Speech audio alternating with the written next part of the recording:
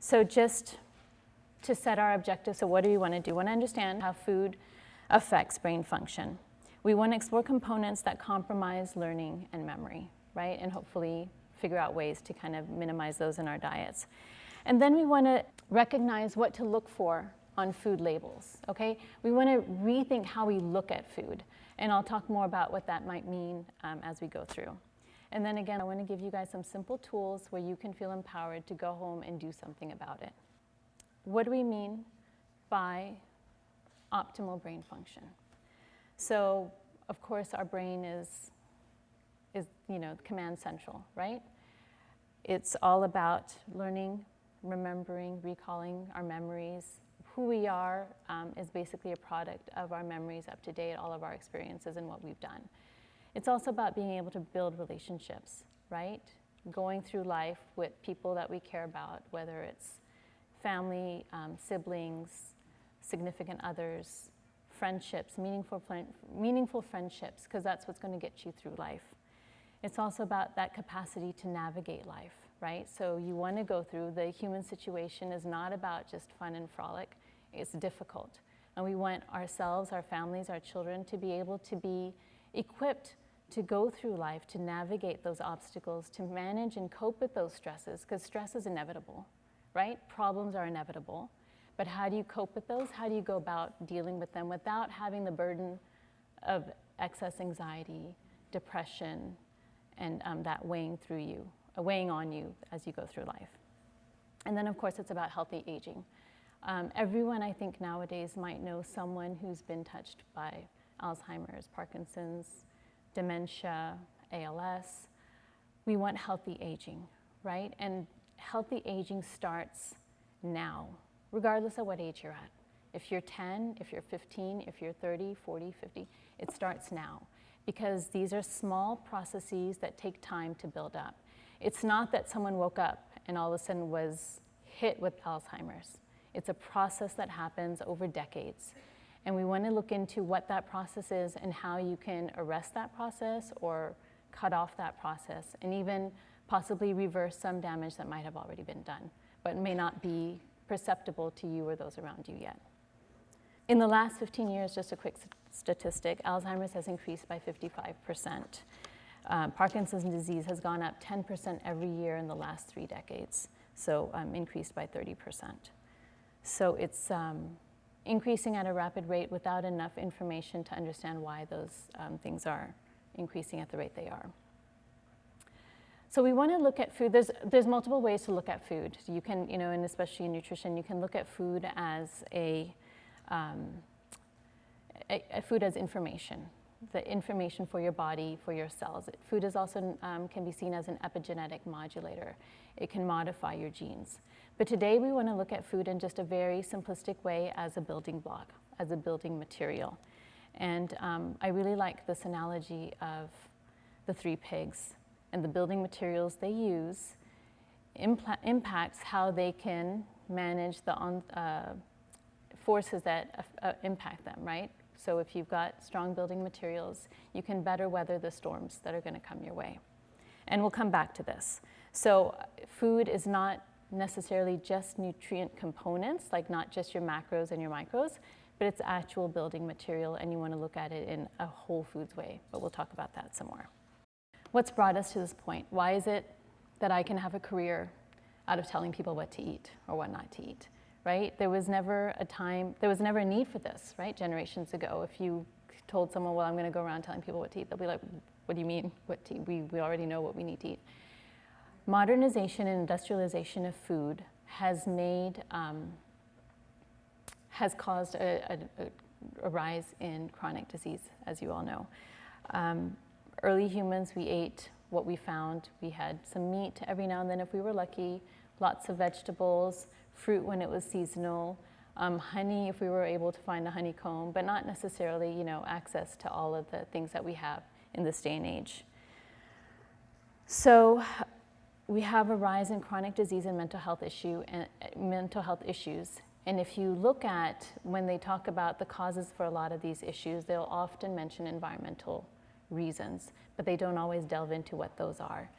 The number one environmental reason for any kind of a health issue is almost always going to be food, because it comes from your outside environment. It is the largest raw raw food source that you're going to put into your body. The largest amount of anything that's from the environment that's going to go into you and affect you at a cellular level. We've evolved symbiotically with our environment, and we just are not evolved to handle the industrialized foods that are in our pantries and in our grocery stores nowadays. And so we're going to talk about how that's impacted our health as well.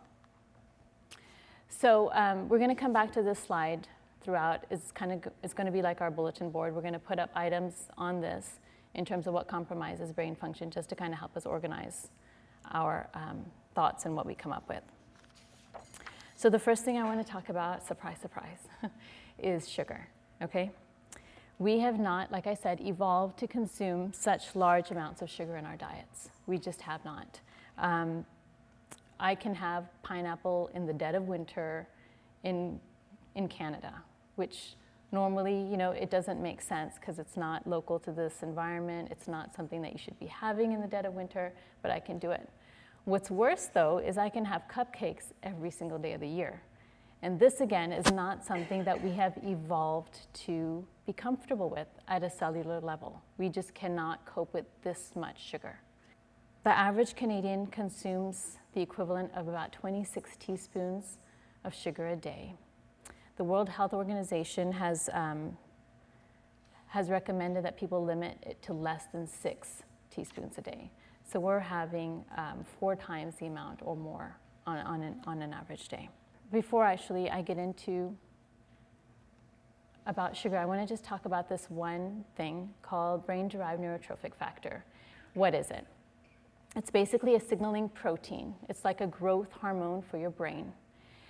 It's, you can think of it in terms of a fertilizer, okay? So when we have a lot of BDNF in our brains, neurons can grow. Dendrites can grow. Dendrites are those branch-like things that hang off of your neuron that make connections with other neurons, okay? Synapses grow. Synapses is where the messages take place across neurons. And then synaptic strengthening can happen with BDNF. This is all neuroplasticity. If you're an Aerosmith parent, you know exactly what that is, right? It's that capacity of the brain to change according to the environment, to be altered according to the environment. So BDNF is basically like a growth hormone for your brain. Brain researchers have acknowledged that in addition to the repetition and in addition to the focused attention that's required for neuroplasticity, you cannot have neuroplastic changes happen without BDNF. Okay, so it's critical for neuroplasticity. Brain-derived neurotrophic factor is critical for neuroplasticity. What's both, I guess, troubling but also more optimistic way to look at it, what can be powerful about this is that we have a lot of control over how much BDNF we have in our bodies, or in our brains actually, how abundant it is. We have a lot of control over it. So sleep, exercise, diet, and stress levels all can affect the amount of BDNF you have in your brain. On the downside, too little sleep, too much stress, poor food, all those are going to decrease your BDNF. So I just want to make you aware of what this is, and we're going to touch upon it because a lot of the research relating to sugar affects BDNF. Again, BDNF is related directly to learning. When you have too much sugar, so they did a study back in 2002, and they gave rats an amount of sugar proportionate to what most children were consuming, most average Canadian children were consuming on a day-to-day basis. Those rats measured lower in their BDNF. They were less able to learn the tricks or mazes that they had for them. But what was more worrisome was that the spatial intelligence that they already had, the mazes that they already knew how to navigate, they lost some of that ability. So some of their actual spatial intelligence decreased as a result of the high sugar diet that they were on. In addition, this is also directly related to BDNF. We constantly have environmental assaults on our brain, aging, pollution, smoking, drinking, drugs, both prescription, over-the-counter, legal, illegal. All of those things cause our brain to need to rewire to be plastic enough to handle those changes or those assaults on our brain. When you have too much sugar, we have less of that ability to adapt. So this isn't even about necessarily learning and memory, it's directly about healthy aging. So when we, and this is something that doesn't necessarily show up right away. This is something that, oh, you have that aunt who's in her, 60s, and all of a sudden you realize, she doesn't always seem to quite get what I'm saying anymore. I've noticed recently in the last year or two. Well, this isn't something that happens all of a sudden.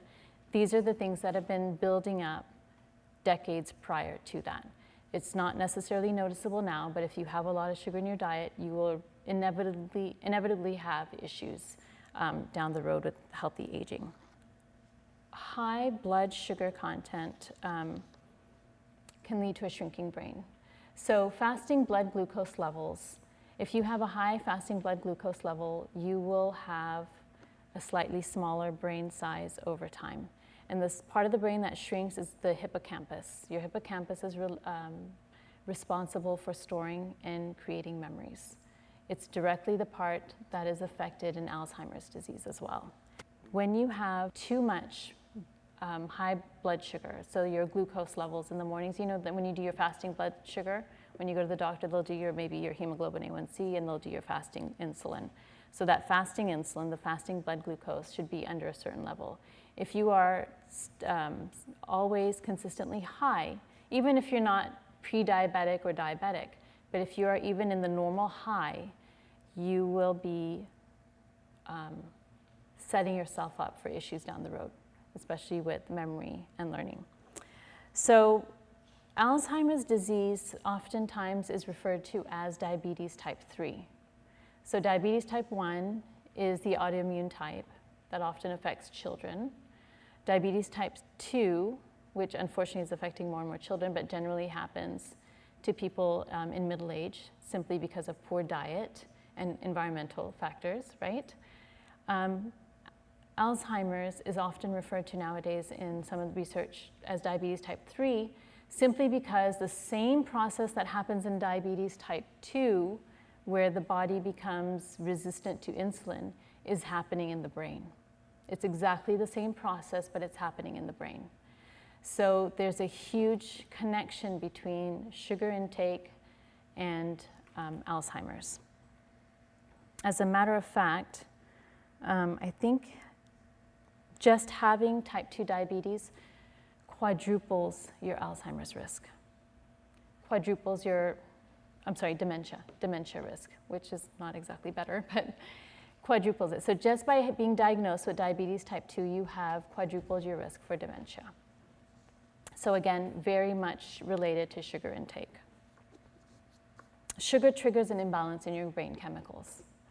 So a lot of our neurotransmitters are formulated in the gut.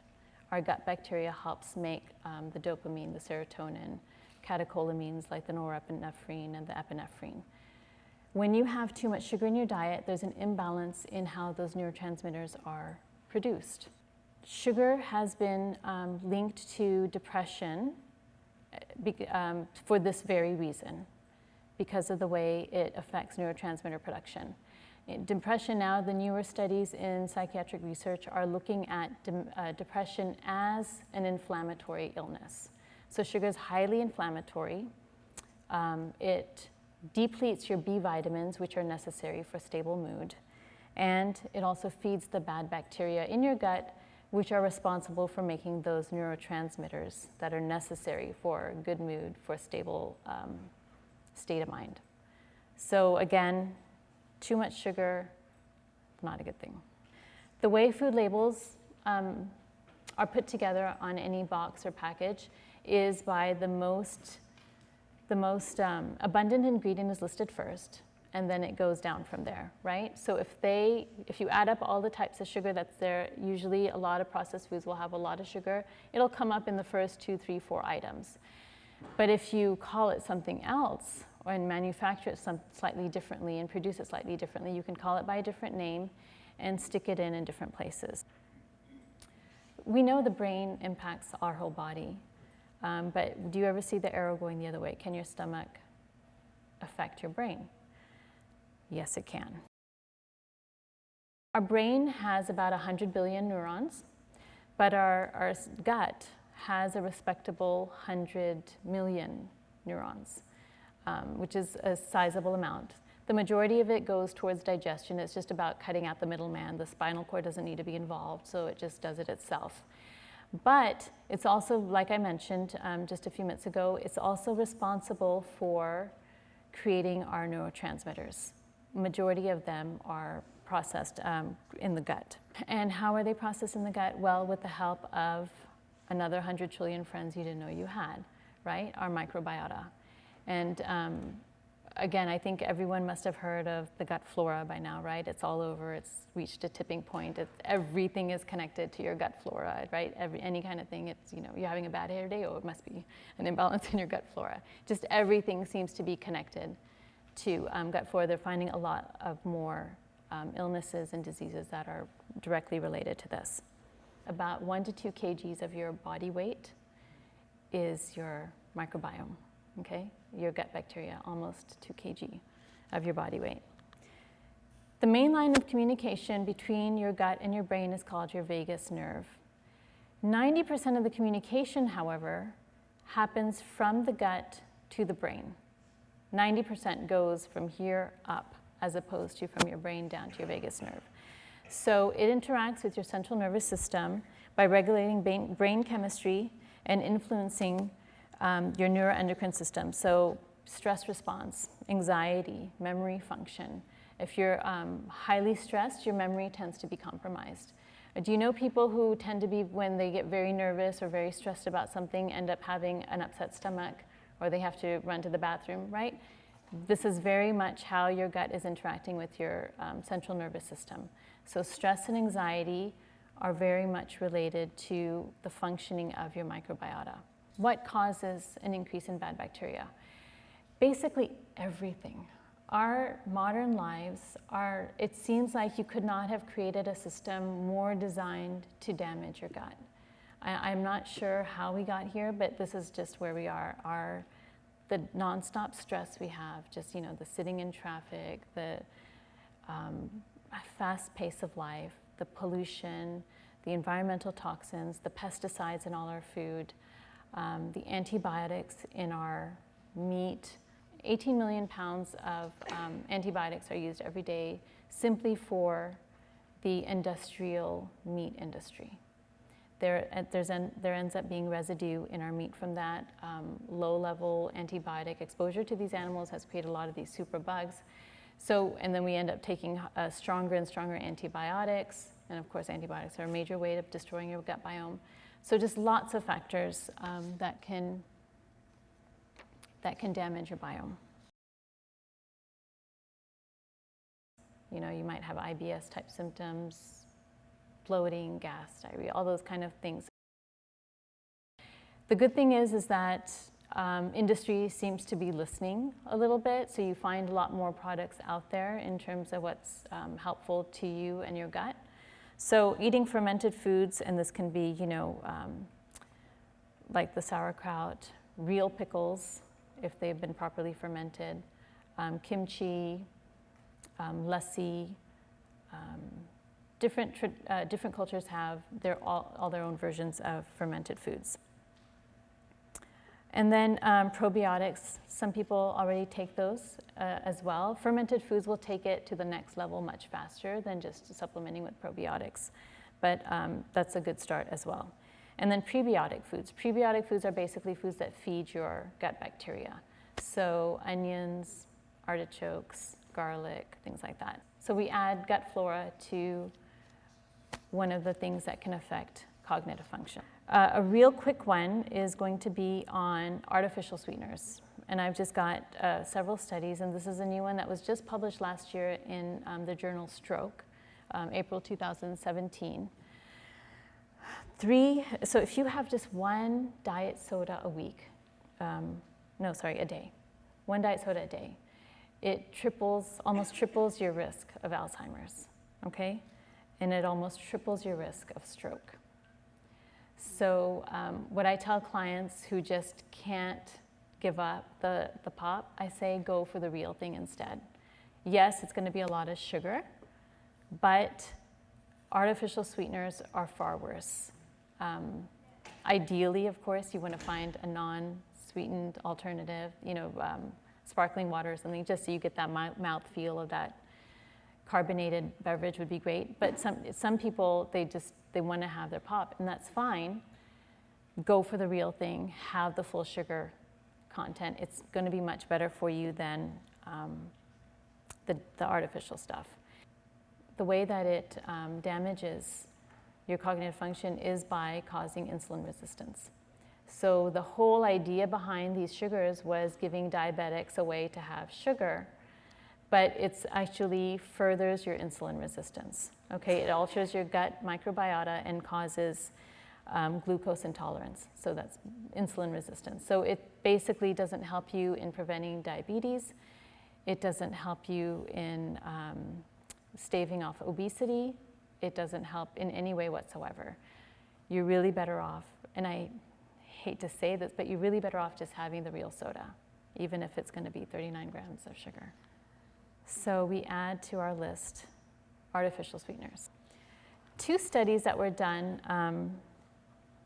in the UK, sponsored by the British government actually, found that children who don't have ADHD, okay, they have no diagnosis of any type, no learning disorder of any type. Children who didn't have any kind of a diagnosis, if they had a consistent amount of food dyes in their diet, they exhibited symptoms of ADHD. And what is ADHD? It's a collection of symptoms. There's no test for it as such, right? They're going to go see, okay, well, how well are you able to attend to a task? And they measure it out, and it's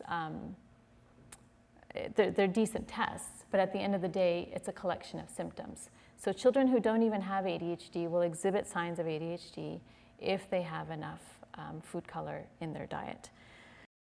Based on these 2 studies, then the EU told food manufacturers that you need to put a label on your food saying that this can cause ADHD activity in children. And that's a death sentence, right, for any food manufacturer. So rather than do that, they switched over to natural dyes. They haven't done the same thing yet in the US and Canada. The government just hasn't been as forceful about it. But the studies are pretty conclusive, and what it does is it messes with the brain's communication system. So it's like an electrical system, right? You have these synapses that are going through. Artificial colors mess with that. Most foods, you can tell right away if it has an artificial color in it. Some foods don't, and I'm just going to name those just so you're aware. One is pickles. Oftentimes they will put tartrazine, which is yellow number 5, in pickles just to keep that color. I don't know why. I don't know why. Farmed salmon is often colored. Well, not often, always colored. Because farmed salmon is not fed the same diet natural salmon is or wild-caught salmon is. Salmon naturally eat krill, and that's what gives their flesh that beautiful pink salmon color. Farmed salmon are fed a feed that is a mixture of wheat, corn, certain starches, certain sugars, and it gives their flesh a gray tinge. Not appetizing looking, so they add in the salmon color after production. Mayo often will have yellow color added to it because mayo is supposed to be made from egg yolks, and they'll add a little color in there to make you feel like, oh, lots of egg yolks went into this, okay? Cake mixes that have any kind of a fruit flavor, or like carrot cake mixes, they're not made from actual carrots, they're made from hydrogenated fats that are then colored to look like carrot bits, okay? So just so you know. So what the message there is not that you need to remember all of that, but just always read your labels. This is a bag of M&Ms. That's the ingredient label in Canada. So in Canada, you're not required to list out the different colors that are in the product, except unless it has tartrazine.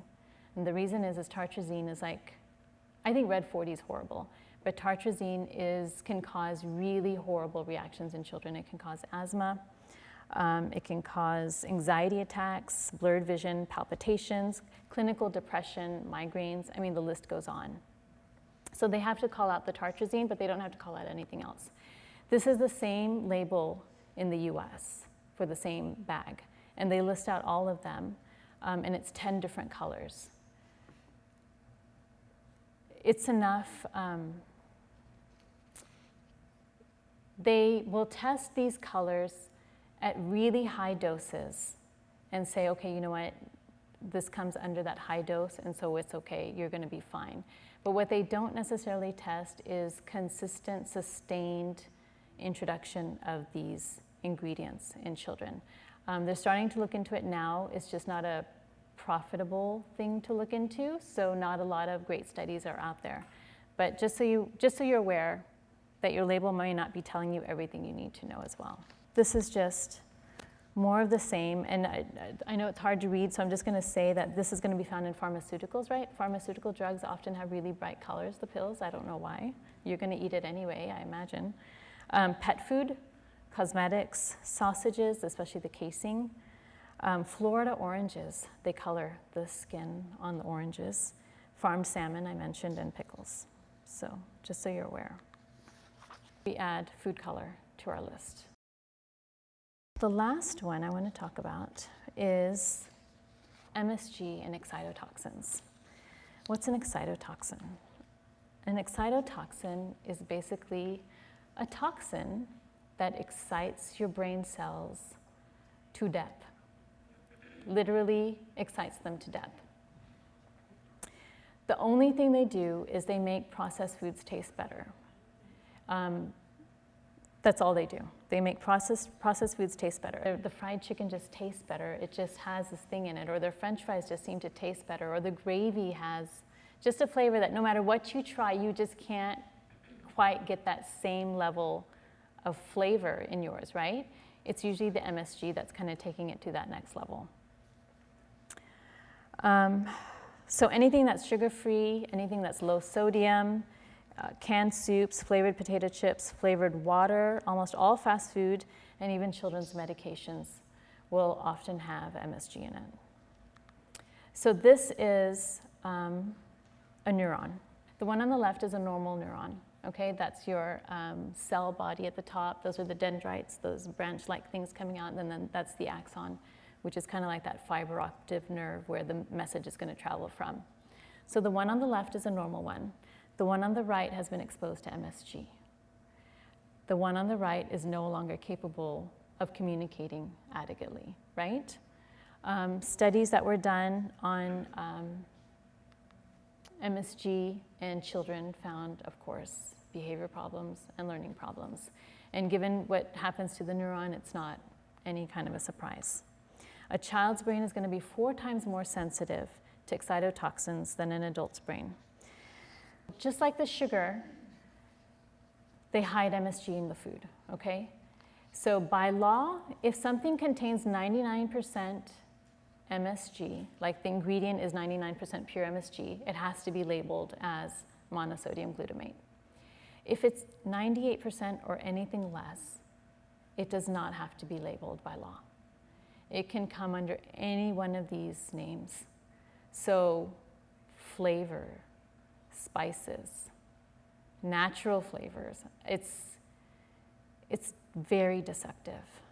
And I know it sounds kind of, I don't know, depressing, because I don't know what to tell you alternatively how to go about figuring this out. The best thing to do is to avoid highly processed foods, or go for brands that you can trust that will put in better quality ingredients. This is just a screenshot of KFC's nutritional, their allergen actually content. And I don't know if you can read it very well, but the very last column on the right says MSG. And it's marked down straight through. Okay, so Most fast, and I don't have anything personally against KFC, this was just one that I just picked, but most fast foods are going to have MSG in almost all their products. So we add MSG to our list. What are inflammatory foods? Okay, so there's 5 big ones: meat, dairy, sugar, alcohol, and grains. And then I've also added up there industrialized seed oils and food additives, the triangle up in the middle, food additives.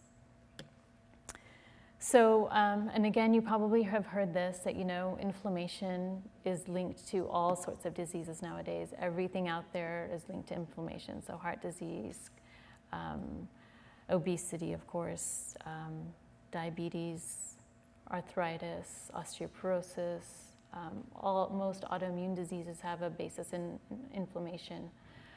So inflammation is big, and it's linked to a lot of things. Autism, there's a link to autism and inflammation in the brain. Behavioral issues, again, inflammatory things going on with the gut and in the brain as well. So what do you do?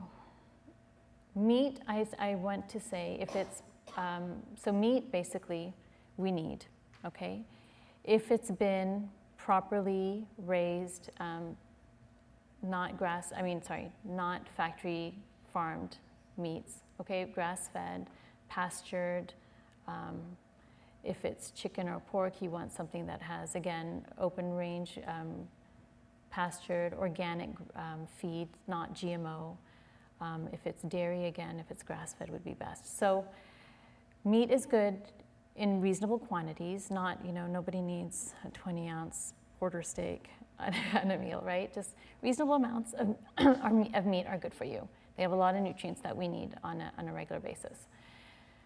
The other things, though, are highly inflammatory and should be limited in your day-to-day. So if you're having cereal for breakfast, a sandwich for lunch, and pasta for dinner, that's a lot of grain in your day.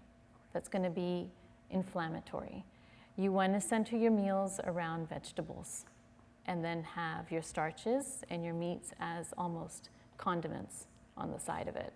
So greens should form the basis of most of your meals, simply because they're going to be the anti-inflammatory standard to whatever else is going on the other side of your plate.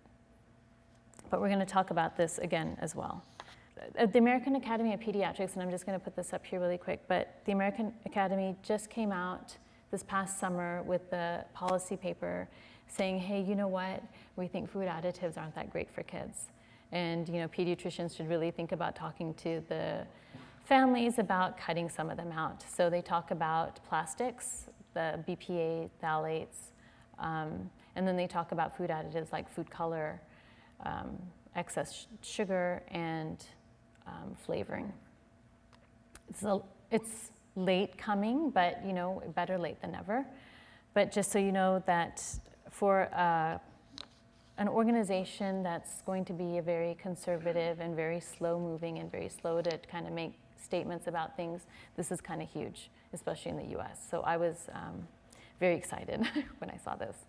But just so you know, so it's finally out there as well now that these food additives are detrimental to growing children.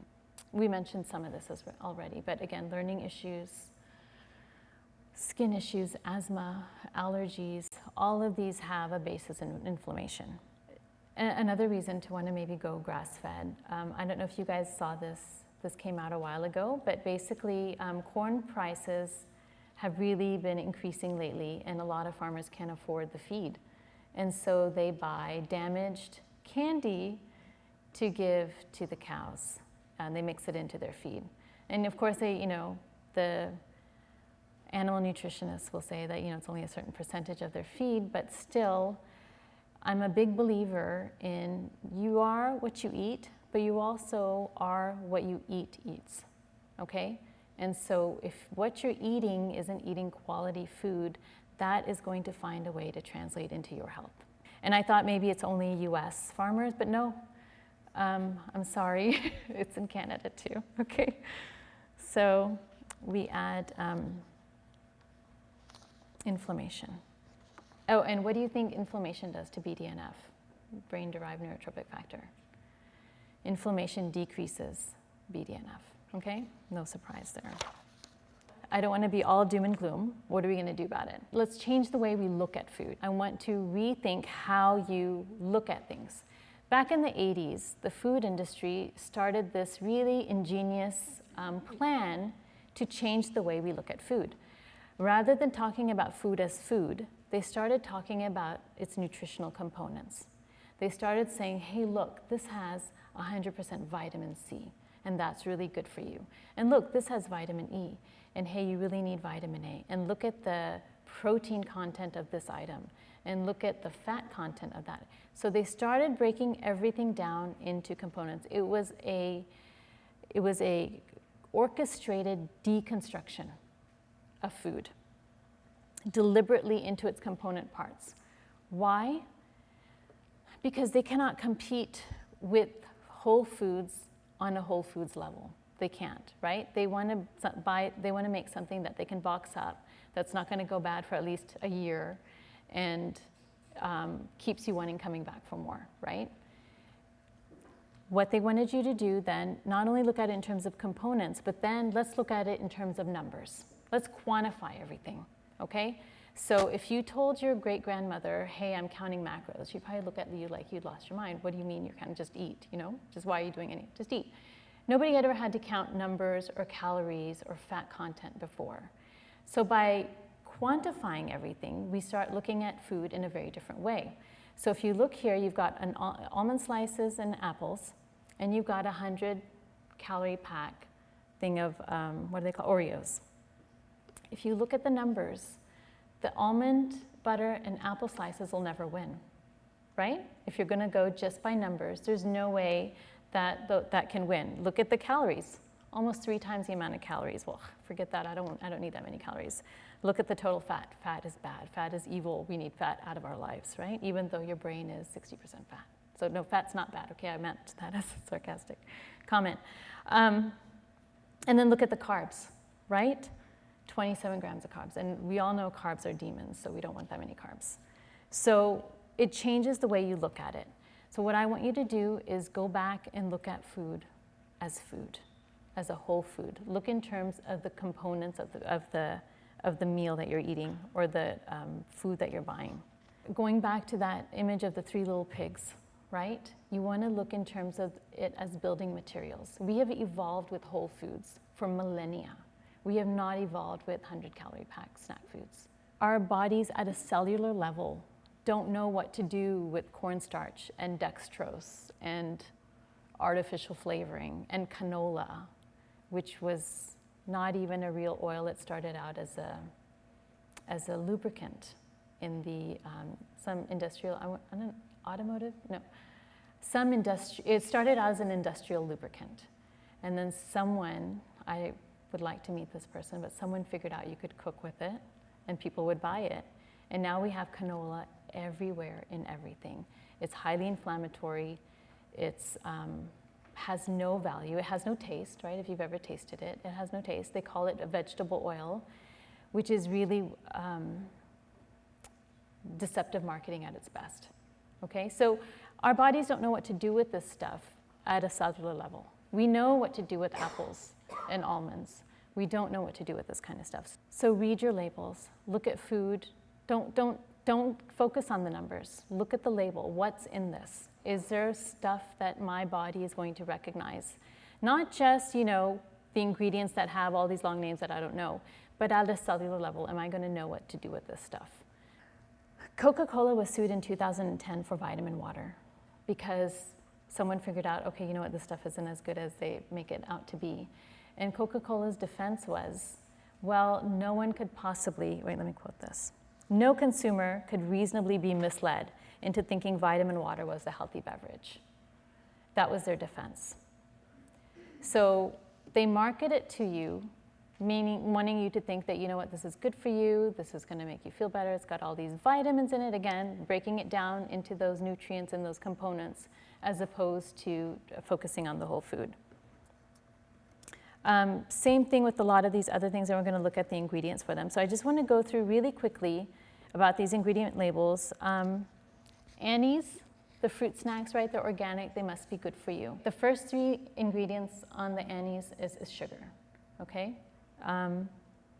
Tapioca syrup, organic cane sugar, organic tapioca syrup. All 3 of those are different types of sugars. So the first 3 ingredients are sugar. 10 grams of sugar in one little pack. It's 30% sugar by weight, basically is what that comes out to be. The 10 grams, if you've got just a 30-gram packet, it's 30% sugar by weight. So just because it's organic and it's got the natural food colors, it doesn't have the artificial ones, so that's nice. But again, it's just pure sugar. It's literally just spooning sugar into your kids. The fruit gushers, again, sugar. So you've got pears from concentrate, that's the first ingredient. The next 5 ingredients are all sugars, okay? They're all different names for sugar, but they're all sugar, all right? Then it's got maltodextrin further on down, which is also a sugar. Natural and artificial flavors, and then it's got red number 40, blue number 1, and other color added. Yeah, there might be some fruit in there, but it's not justified with everything else that's in there. Doritos, again, same thing, the maltodextrin. It's got sugar, it's got corn syrup solids, dextrose again, all of those are sugars, right? And you don't necessarily think of potato chips as sweet, but this has a lot of sugar in it. And then you've got the yellow food color, blue food color, red food color. You've got spice, which may or may not be MSG. I would think it is. And then the goldfish crackers, which I think is like a favorite amongst toddlers, right? It's got yeast extract. That's almost 100% MSG right there. Sugar as well. They've taken out the artificial colors in most of the goldfish crackers, which is nice. But again, there's no nutrient value. There's no nutritional value to this food. Okay, and then on this one, so the naked juice, okay, it's green, it must be good, right? On the front of the label, it says it right there, no sugar added. So look at the label on the back. If you look here, the sugar content of 1 serving size is 28 grams of sugar. But if you look at the top of the bottle, there's 2 servings in that bottle. So that's 56 grams of sugar. That's more than a can of pop. Why is this not good for you? Because there's no sugar added. Why does it have so much sugar? You're basically using juices and purees. There's no fiber left for your body to break down, right? Because they've done the work for you. This is the problem with smoothies also. Often people ask, well, what about smoothies? Is that a good option? Your blender breaks down that fruit for you so that that fructose in it is ready for your body to absorb super fast. If you took a plate of all of this fruit right here that they have in here, the pineapple, the mango, the apple, the banana, the kiwi, if you put that all in a plate, whole, unblended, would you be able to eat all of it? Chances are no, because the fiber is intact, it's going to be self-limiting, right? You're going to be full before you get to too much fructose, okay? But once you put that in your blender, or once you juice out the juice from it, it's so easy to have the whole glass. And that's going to spike your insulin and not have that nutritional value that you really need. Okay, so even though there's no sugar added, you're going to have too much of the fructose right off the bat. And then the Nesquik, again, same thing, 24 grams of sugar, but 2 servings, and no kid ever finishes half a bottle, right? Okay, so if I were to summarize not just this presentation about my job, I would say you need to heal your gut and you need to eat a whole foods anti-inflammatory diet. What this all distills down to are these 2 things. If you came to see me, there would be some variation of this that we would start with and work on. You have to heal your gut. And I say heal because unless you are actively every day working on maintaining and nurturing a healthy gut flora, all of us have compromised guts, simply because of our modern lives. It's very hard to not have a compromised gut. If you don't, then that's fantastic. But chances are, the majority of people do. Children on the spectrum almost always do. Children with learning disabilities often do. People with autoimmune diseases always do. It's one of the prerequisites of an autoimmune disease. So if you have anything like lupus or rheumatoid arthritis or any of those type 1 diabetes, any of those, the prerequisite is actually a damaged gut. Quick summary, we talked about several things. One, too much sugar damages your levels of BDNF, your brain-derived neurotrophic factor. Artificial sweeteners increase your risk for stroke and Alzheimer's. Bad bacteria can cause symptoms of anxiety and affect how we handle stress. And it's related to so many illnesses. Artificial colors cause poor focus, learning problems. MSG excitotoxins kill brain cells. And then inflammatory foods create systemic inflammation in the body and the brain. Okay, so minimize them, eliminate them where possible. So read your labels. Teach your children how to read labels. Take them to the grocery store with you when everyone is well fed. Okay, don't ever go with a hungry child. But take them and have them. Take the resources I'm gonna give you with the sugar content, on the sugar names and the MSG names.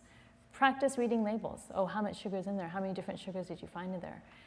At a certain point, you wanna say, you know, if it's got more than 2 inches of ingredients, I don't even think we wanna look at it, right? Because most of it's not even going to be stuff that your body's gonna recognize at a cellular level, or that your child can even recognize at a vocabulary level, right? So start doing that with your family. Talk about food, talk about ingredients, talk about menu planning. Do that with your family. That's a great way to start talking about health and start talking about how it impacts us. Okay, so read labels carefully. Eat things that help good bacteria grow, and then add in good stuff before you take out bad stuff. I always tell clients, add in as many good things as you can. Add in a lot more vegetables, add in a lot more whole foods before you start taking things out. Because it's easy to take things out and all of a sudden you're sitting there with an empty plate and it's very frustrating. And you just want to go out and order a pizza. Eat natural, whole, unprocessed foods, greens, nuts, seeds, wild seafood. And then talk to your family about good brain nutrition. Have this as a family conversation. It's a process. So respect that. It's going to take time. It's an evolutionary process, especially when you're trying to bring a family on board with, trying to eat healthier. I talk about food a lot with my kids, even before I was a nutritionist. Once we started realizing that, food was very powerful, we would talk about food a lot. And I would ask them to try to relate what they ate to their moods, to their energy, to how they slept.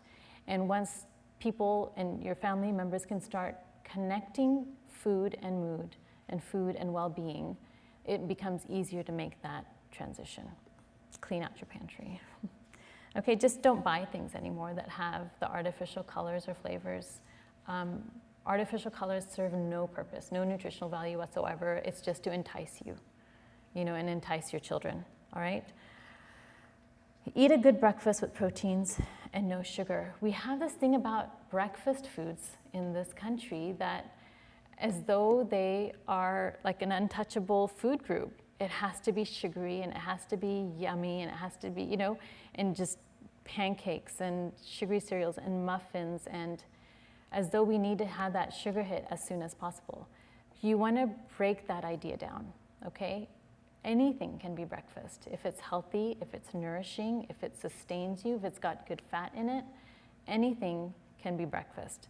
So try to break out of that breakfast. I know it's hard, but maybe a weekend brunch is good. But an everyday thing does not have to be this typical standard sugary breakfast. So break away from that if you can. Keep a food journal. Again, build that awareness about food and mood, food and well-being, food and sleep, and see if you can get more buy-in that way as well. Eat 3 proper meals a day to maintain stable blood sugar levels. When you have insulin that goes up and down through the day, it's not good for your health, it's not good for your brain, and it's not good for energy levels either. And then teach your children, not only grocery shopping and label reading, but teach them how to cook. It's not just a nice hobby to have, it's really a life skill. Don't leave them at the mercy of the food industry. Don't let them know that cooking at home is not just, it's self-love, and it's a way to love your family. Show them that it's a good use of your time. Show them that it's worth the effort, and they will see that. There's something very primal about cooking, right? The less we seem to cook, the more we want to watch cooking shows, right? Have you noticed how many cooking shows there are, and everyone's just fascinated by them? There's something very primal about it, about preparing food and taking good ingredients and coming out with something creative. Explore that process with your children. Don't leave them at the mercy of big food. My son went off to university last fall, and we'd been eating pretty clean at home. And of course, he was in the dorms and he had the food pass, of course. It's very limiting to what you can do on your own, but 2-3 weeks in, he's like, Mom, I'm just miserable with the food here. I just don't feel good, and I want to get I need a fridge where I can at least, can I keep some salad in it? Can you just get me a fridge so I can have some salad? And this was my 19-year-old son. So they will know how food makes them feel. If you start eating clean and then you have a ton of junk, you're gonna feel it, and they'll feel it, and they'll wanna feel better, they'll wanna feel good. Pesticides in foods is increasing, and I know organic foods are expensive. If you cannot always buy organic, Environmental Working Group comes out with this list every year, and I think this is the last year's list, the 2017 list. So they have the Dirty Dozen and the Clean 15. So the Dirty Dozen is what you should opt to buy organic if you can, simply because they have the highest levels of pesticide residue in them. The Clean 15 is just that. They tend to be cleaner. If you can't find organic, or if it's significantly cheaper, then by all means just do that. Buy the conventional. So that's always a good list to have on hand. It's Environmental Working Group, and it's easy to find. It's a not-for-profit organization, and they'll always have their stuff on there. We tend to think of snacks as something that has to come in a bag, you know, a prepackaged kind of thing that's easy and convenient. Start opting for whole foods as snacks. A healthy fat and a good protein is going to be more sustainable and carry your child through that afternoon, or even yourself through the afternoon, so that you can maintain your energy levels.